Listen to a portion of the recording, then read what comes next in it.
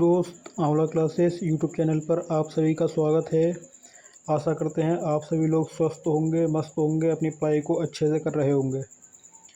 आज की क्लास में हम केमिकल इंजीनियरिंग के subject process control and industrial safety के बारे में पढ़ने वाले हैं। इस क्लास में मैं इस सब्जेक्ट की या जो भी सब्जेक्ट पढ़ाऊँगा आपको, उन सब सब्जेक्टों की 5-5 क्लासें आपको प्रोवाइड कराऊंगा। और मेरा वादा है आपसे कि यदि आप इन 5-5 क्लासों को कर लेते हैं प्रत्येक सब्जेक्ट की, तो आपके किसी भी सब्जेक्ट में 35 नंबर से कम नहीं आएंगे, 35 प्लस ही नंबर आएंगे यदि आपने इन 5 क्लासों को अच्छे तरीके से पढ़ लिया और इन्हें अच्छे तरीके से रिवाइज कर लिया था। तो आइए आज की क्लास को हम स्टार्ट करते हैं, जिसका टॉपिक रहने वाला है वायु प्रदूषण। वायु प्रदूषण वायु प्रदूषण के बारे में जानते हैं। वायु प्रदूषण वातावरण में हानिकारक पदार्थों के मिश्रण को कहते हैं, जो मानव स्वास्थ्य और पर्यावरण के लिए हानिकारक होते हैं। वायु प्रदूषण के कारण वातावरण में उपस्थित हवा की गुणवत्ता खराब हो सकती है, जिससे श्वसन मतलब सांस होती है संबंधी समस्याएं, हृदय रोग तो दिल की बीमारियां होती हैं, अन्य स्वास्थ्य समस्याएं उत्पन्न हो सकती हैं। मतलब ये बीमारियां पैदा हो जाती हैं किससे? वायु प्रदूषण के प्रभाव से। वायु प्रदूषण के प्रकार मतलब वायु प्रदूषण कै प्रकार के होते हैं, हमें इस बारे में जानना है। तो आइए आगे चलते हैं। तो वायु प्रदूषण को मुख्य रूप से 2 श्रेणियों में वर्गीकृत किया गया है, जिसमें नंबर 1 पे है आपकी प्राथमिक वायु प्रदूषण और नंबर 2 में है आपकी द्वितीयक वायु प्रदूषण। तो आइए नंबर 1 की बात करते हैं। प्राथमिक वायु प्रदूषण क्या होते हैं? तो ये वे प्रदूषक होते हैं जो सीधे वातावरण में छोड़े जाते हैं, तो सीधे तौर पे वातावरण में छोड़े जाते हैं। ये ऐसे प्रदूषक होते हैं जिसमें नंबर 1 पे जो है आपका नंबर ए जो है, उसमें कार्बन मोनोऑक्साइड। मेरा आपको सजेशन रहेगा कि आप इन नामों के साथ साथ इनके जो सूत्र हैं उन्हें भी याद करें और अपने पेपर में इसी तरह से टॉपिक वाइज टॉपिक लिख के आएँ, जिससे कि आपको अधिक से अधिक नंबर प्राप्त होंगे। तो कार्बन मोनोऑक्साइड, जिसका फॉर्मूला होता है CO, ये कहाँ से आता है? तो वाहनों मतलब जो व्हीकल होते हैं आपके, और औद्योगिक मतलब जो आपकी फैक्ट्रियाँ वगैरह औद्योगिक प्रक्रियाओं से निकलने वाला एक गंधहीन गैस हैगी। कैसी गैस है? रंगहीन, ना तो इसका कोई रंग है और ना ही इसकी कोई गंध है। और दूसरा है जैसे बी नंबर पे है नाइट्रोजन ऑक्साइड, जिसका फॉर्मूला होता है NO2। ये वाहनों औद्योगिक प्रक्रियाओं से निकलने वाले गैस जो वायुमंडलीय ऑक्सीजन के साथ अभिक्रिया करके नाइट्रोजन डाइऑक्साइड बनाते हैं। ये जो होते हैं ये आपको वाहनों से निकलते हैं, औद्योगिक इकाइयाँ जैसे कि कारखाने वगैरह वहाँ से निकलते हैं, और ये गैस होती है एक प्रकार की जो कि वायुमंडलीय ऑक्सीजन के साथ अभिक्रिया करके नाइट्रोजन डाइऑक्साइड बनाती है, जिसका फॉर्मूला होता है NO2। और तीसरे नंबर पर जो है वो है आपका सल्फ़र डाइऑक्साइड, जिसका फॉर्मूला होता है SO2। जीवाश्म ईंधन के जलने से, जीवाश्म ईंधन जो होते हैं मतलब कोयला और पेट्रोल डीजल, ये जो होते हैं जीवाश्म ईंधन होते हैं, इनके जलने से निकलने वाला एक गैस है जो सल्फ़र डाइऑक्साइड का एक गैस है, जो वायुमंडलीय जलवाष्प जो आपकी भाप होती है के साथ अभिक्रिया करके सल्फ्यूरिक एसिड बनाती है। क्या बनाती है? सल्फ्यूरिक एसिड मतलब सल्फ्यूरिक अम्ल बनाती है। और नंबर 4 पे जो है वो है नंबर D पार्टिकुलेटर मैटर, जिसे हम शॉर्ट फॉर्म में PM भी कहते हैं। इसका सूत्र होता है PM होता है वातावरण में उपस्थित छोटे कण। कैसे? छोटे कण जो श्वसन संबंधी मतलब सांस से संबंधी बीमारियां होती हैं पैदा कर सकते हैं। और नंबर 2 पे जो था वायु प्रदूषण का मुख्य प्रकार वो हम जानते हैं, तो इसे द्वितीयक वायु प्रदूषक के नाम से जानते हैं। ये वे प्रदूषक होते हैं जो प्राथमिक वायु प्रदूषकों के वातावरण में अभिक्रिया करने से बनते हैं, जैसे कि नंबर 1 पे है आपका ओजोन। नंबर 1 है ओजोन, इसका फॉर्मूला होता है मतलब इसका जो प्रतीक होता है वो होता है O3। मैं आपको बता रहा हूँ जैसे कि प्रतीकों को याद करना बहुत इम्पोर्टेंट है, ये आपसे वाइवा में ही पूछे जा सकते हैं। और ये एक पेपर में यदि आप टॉपिक के साथ साथ इनका प्रतीक लिखते हैं, इनका फॉर्मूला लिखते हैं, तो आपको अधिक से अधिक नंबर प्राप्त होंगे। तो ओजोन किस तरह से हानिकारक है? तो नाइट्रोजन ऑक्साइड और वोलेटाइल ऑर्गेनिक कंपाउंड्स के बीच अभिक्रिया से बनने वाला एक गैस है। ओजोन जो है वो एक गैस है जो श्वसन संबंधी मतलब सांस से संबंधित समस्याएं पैदा कर सकती हैगी। नंबर बी पे है नाइट्रोजन डाइऑक्साइड। इसका सूत्र क्या होता है? वो होता है NO2, इसका प्रतीक NO2। तो नाइट्रोजन ऑक्साइड के वातावरण में अभिक्रिया करने से बनने वाली एक गैस है जो श्वसन संबंधी बीमारियां समस्याएं पैदा कर सकती है। और नीचे देखते हैं वायु प्रदूषण के प्रभावों को कम करने के लिए हमें वायु प्रदूषकों के स्रोतों को नियंत्रित करने और स्वच्छ ऊर्जा स्रोतों को अपनाने की आवश्यकता है। मतलब वायु प्रदूषण को कैसे नियंत्रित कर सकते हैं? तो उसके लिए हमें वायु प्रदूषक के स्रोत हैं उन्हें नियंत्रित करना हो और स्वच्छ ऊर्जा स्रोत हैं उन्हें अपनाने की आवश्यकता है। आगे जो है अगला टॉपिक है आपका पर्यावरण प्रभाव असाइनमेंट। अगला टॉपिक पर्यावरण प्रभाव असाइनमेंट, इसके बारे में जानते हैं। पर्यावरण प्रभाव असाइनमेंट एक ऐसा कार्य है जिसमें छात्रों को पर्यावरण पर मानव गतिविधियों के प्रभावों का विश्लेषण और मूल्यांकन करने का अवसर मिलता है। इस असाइनमेंट में छात्रों को पर्यावरण संबंधी मुद्दों की पहचान करने, उनके कारणों और प्रभावों का विश्लेषण करने और उनके समाधान के लिए सुझाव देने की आवश्यकता होती है। पर्यावरण प्रभाव असाइनमेंट के उद्देश्य, मतलब इसके उद्देश्य क्या क्या होते हैं तो उनके बारे में जानते हैं। इसका उद्देश्य जो है वो है एक तो पर्यावरण प्रभाव असाइनमेंट के मुख्य उद्देश्य हैं कौन कौन से। नंबर 1 पे जो आता है वो होता है पर्यावरण संबंधी मुद्दों की पहचान। छात्रों को पर्यावरण संबंधी मुद्दों की पहचान करने और उनके कारणों और प्रभावों का विश्लेषण करने का अवसर मिलता है इसमें, ठीक। नंबर 2 पे है आपका विश्लेषण और मूल्यांकन। छात्रों को पर्यावरण संबंधी मुद्दों के प्रभावों का विश्लेषण और मूल्यांकन करने का अवसर मिलता है जिससे वे उनके समाधान के लिए सुझाव दे सकते हैं।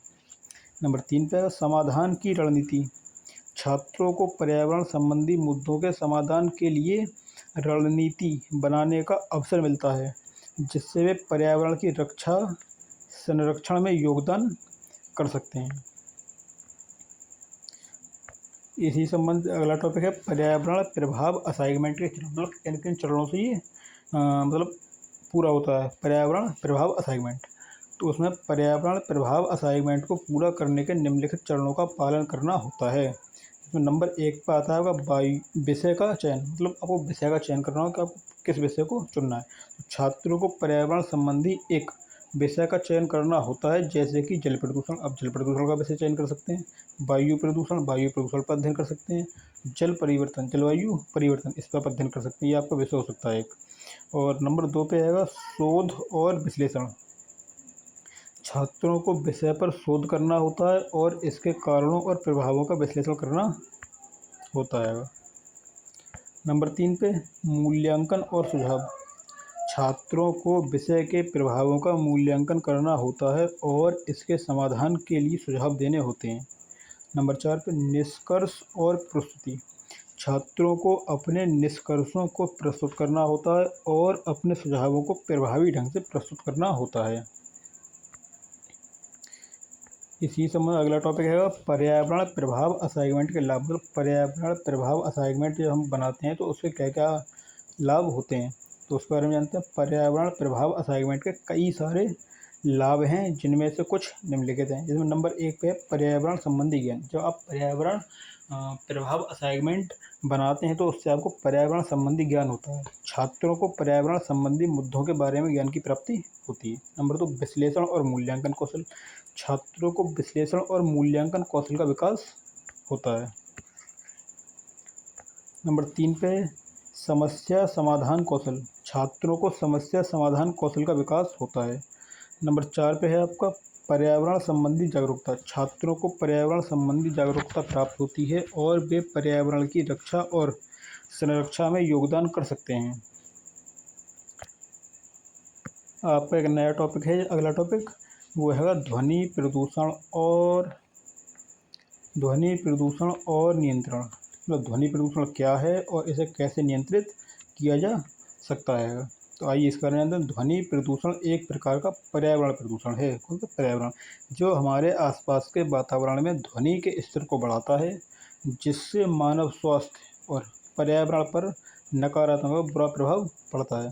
ध्वनि प्रदूषण के कारण शोर, तनाव, सुनने की क्षमता में कमी और अन्य स्वास्थ्य संबंधी समस्याएं हो सकती हैं। तो ध्वनि प्रदूषण के स्रोत क्या क्या हैं, उनके बारे में जानते हैं। तो ध्वनि प्रदूषण के कई सारे स्रोत हैं, जिनमें से कुछ निम्नलिखित हैं। नंबर 1, यातायात। यातायात मतलब जो वाहनों का आवागमन है, उस चीज़ के बारे में बात। वाहनों के हॉर्न, इंजन की आवाज़ और अन्य यातायात संबंधी ध्वनियाँ, ये वायु प्रदूषण का एक मुख्य स्रोत है। नंबर 2, औद्योगिक गतिविधियाँ, जो फैक्ट्री वगैरह हैं। फैक्ट्रियों और उद्योगों में मशीनरी और अन्य उपकरणों की आवाज़, इससे भी ध्वनि प्रदूषण होता है। नंबर 3 पर निर्माण कार्य, निर्माण स्थलों पर मशीनरी और अन्य उपकरणों की आवाज़, इससे भी ध्वनि प्रदूषण होता है। नंबर 4, संगीत और मनोरंजन, लाउड स्पीकर, संगीत समारोह और अन्य मनोरंजन गतिविधियों से निकलने वाली ध्वनियाँ, ये भी ध्वनि प्रदूषण का एक मुख्य स्रोत हैं। इसका अगला टॉपिक है ध्वनि प्रदूषण के प्रभाव। मतलब क्या क्या प्रभाव पड़ते हैं ध्वनि प्रदूषण के। ध्वनि प्रदूषण के कई प्रभाव हैं, जिनमें से कुछ निम्नलिखित हैं। नंबर 1, श्रवण हानि, मतलब सुनने की क्षमता में कमी होती है। नंबर 2, तनाव और चिंता। नंबर 3, नींद की कमी। नंबर 4, मानसिक स्वास्थ्य। तो श्रवण हानि क्या है? ध्वनि प्रदूषण के कारण सुनने की क्षमता में कमी हो सकती है। नंबर 2, तनाव और चिंता। ध्वनि प्रदूषण के कारण तनाव और चिंता बढ़ सकती है। नींद की कमी, ध्वनि प्रदूषण के कारण नींद की कमी हो सकती है। मानसिक स्वास्थ्य, ध्वनि प्रदूषण के कारण मानसिक स्वास्थ्य पर नकारात्मक प्रभाव पड़ सकता है, मतलब बुरा प्रभाव पड़ सकता है। इसी संबंधित अगला टॉपिक है ध्वनि प्रदूषण के नियंत्रण के उपाय। ध्वनि प्रदूषण को नियंत्रित करने के लिए कई उपाय हैं, जिनमें से कुछ निम्नलिखित हैं। नंबर 1, ध्वनि स्तर का नियमन। ध्वनि स्तर को नियंत्रित करने के लिए नियम और मानक बनाने चाहिए। नंबर 2 पाया ध्वनि अवशोषण सामग्री। ध्वनि अवशोषक सामग्री, ध्वनि अवशोषक सामग्री का उपयोग करके ध्वनि स्तर को कम किया जा सकता है। नंबर 3, शोर कम करने वाले उपकरण।